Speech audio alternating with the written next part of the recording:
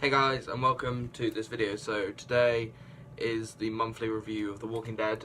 We've got issue 174 titled A Solitary Life. This issue is basically a Negan issue. We haven't really seen Negan in a while. We've seen him at the start of the volume. We saw him in issue 169 leaving Alexandria, and then we've seen him for like a panel leaving with Dante following him, and then most recently in issue 172 Dante tells Maggie where Negan is, and she says, wait, Dante, I need, like, obviously that's telling us, okay, she's gonna go to Negan and potentially kill him. But let's just get straight into it. Previously, following the Whisperer War, Rick granted Negan his freedom. However, Negan must live by himself, far away from any of the established communities. Not everyone agrees with this decision, which is clearly stating Maggie. But then we get a nice, brilliant page spread panel of Negan saying, come with me, you sexy motherfucker. Okay, you're coming with me, you sexy motherfucker. I was a bit shocked when I first read this. I was like, is he talking to us? Because I guess that's kind of like a meta joke, because like, okay, you're coming with me, so like, okay, you're going to follow my story for a few days, so it's kind of like a fourth wall break. Because it looks like he's looking directly at us, so Robert Kirkman, is that an indirect joke, or I don't know. It's kind of funny, but then we find out it's actually a flower. He says, "You are so gorgeous. Don't tell anyone you any different," which kind of again is kind of meta for us. Like, we are who we are. We are beautiful the way we are as human beings. Don't let anyone bring you down. Don't let anyone tell you any different. And he goes, at least of all this stupid motherfucking grass. Grass don't know shit. Fuck you, grass. Yes, Negan, fuck grass. Okay. But he goes on for a little bit, and then he finds walkers, and he's just saying, like, more dick jokes and vagina jokes. It's kind of funny. He just pushes two walkers over, because at this point, it's been 4 years. What's the point? Like, why kill them? I mean, you could extinguish all walkers from the face of the earth and rebuild the world, but knowing that it's just left. But we found out that Negan got a plant pot, put the flower in it, and put it by Lucille's grave. And Lucille's grave is the bat that he originally had, the original Lucille that he had in issue 100, which got broken in halfway through the Whisperer War back in 159, because he tried to kill Beta, but obviously Beta's dead now, which is a shame. He just goes on saying, I will always miss you, Seal. I always think about you so much. And he talks about like the I wish it happened to me instead of you type scenario, and he just goes, you probably, and like he's just distraught about it. He's just upset. He's like, no, I'm stronger than this. Like, he's trying to prove his strength. And he's like, same time tomorrow? Good. Because she's not going anywhere. He goes into the house, which is by the grave anyway. And then we kind of move forward in time a little bit. He goes home, sweet. She goes, fuck. And it's just like, because all he has is a house and a sleeping bag and a gun. He hunts a dog, I think that's a dog. I'm not 100% sure. And he just goes, oh, I feel bad for eating the dog now, but he has to survive, he has to hunt. Then we get the bottom panel.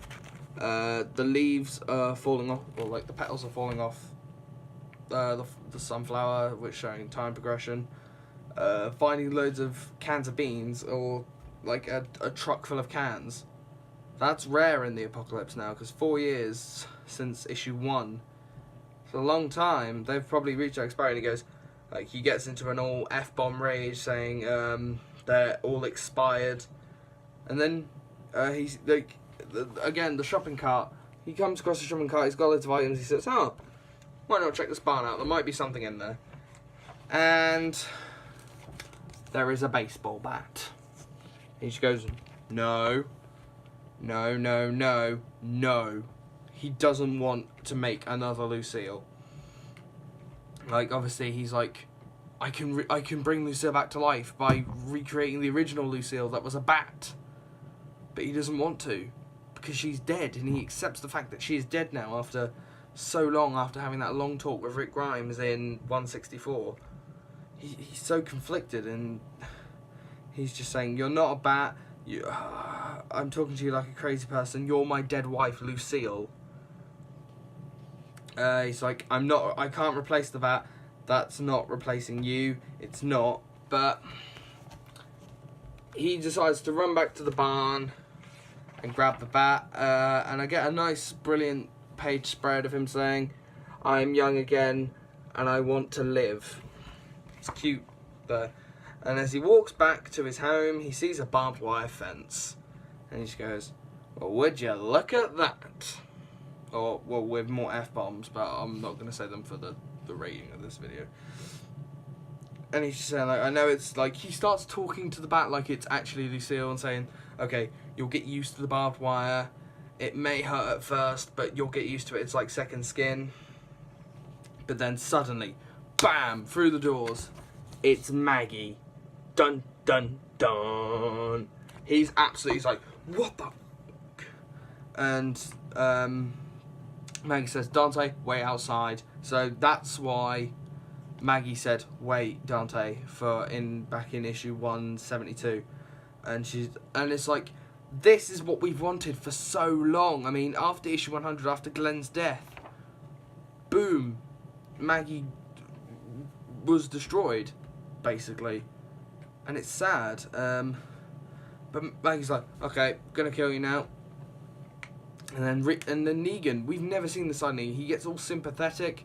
He says, I'm sorry for what I did. I will not fight back. You can fight me all you like. I will not fight back. But then Maggie's like, nope, not buying it. You're trying to use sympathy.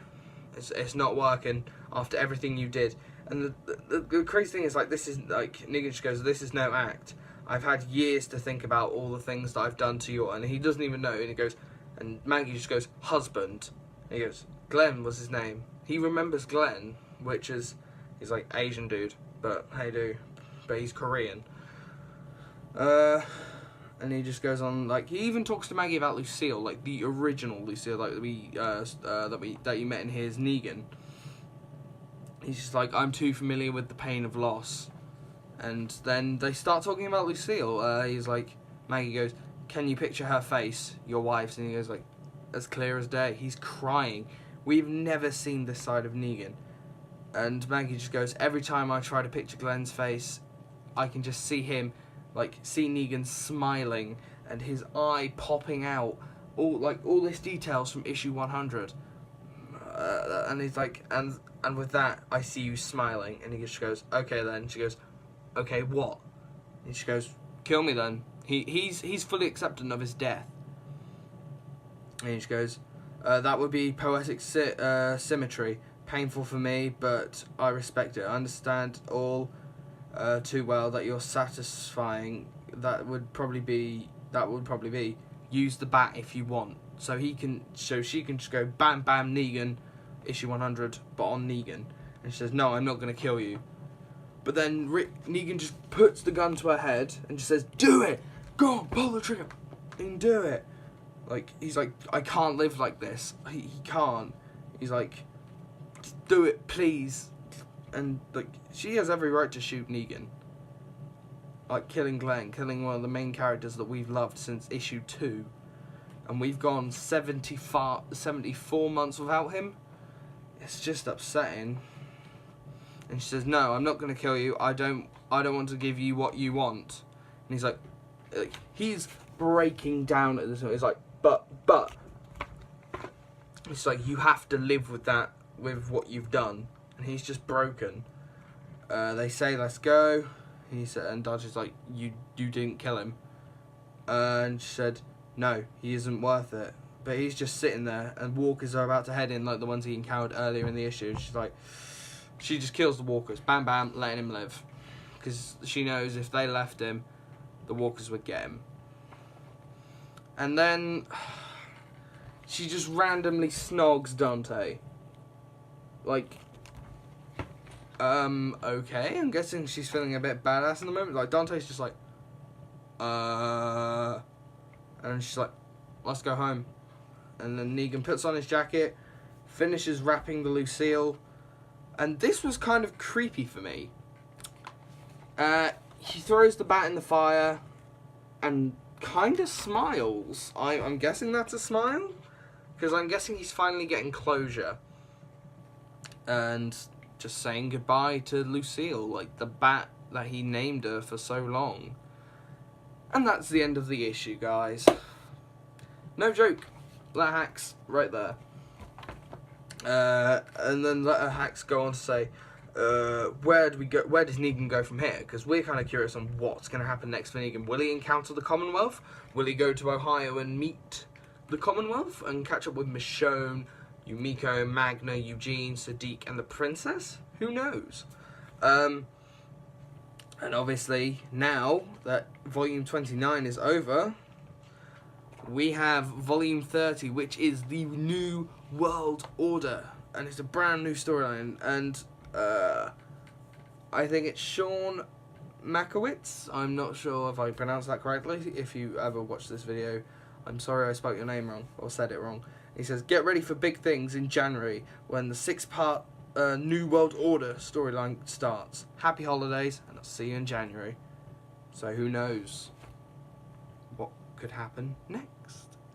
But yeah, thank you guys for watching this review. If you did enjoy it, please don't forget to leave a like or a comment down below.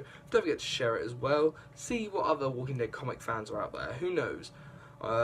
Thank you so much for subscribing recently. We've gained so many subscribers. It's almost Christmas, guys. Merry Christmas. And don't forget, I am doing a live Omegle meetup on the 14th of December, which is a Thursday, 7 PM UK time. I do not know what it is in American time, so you'll have to find out.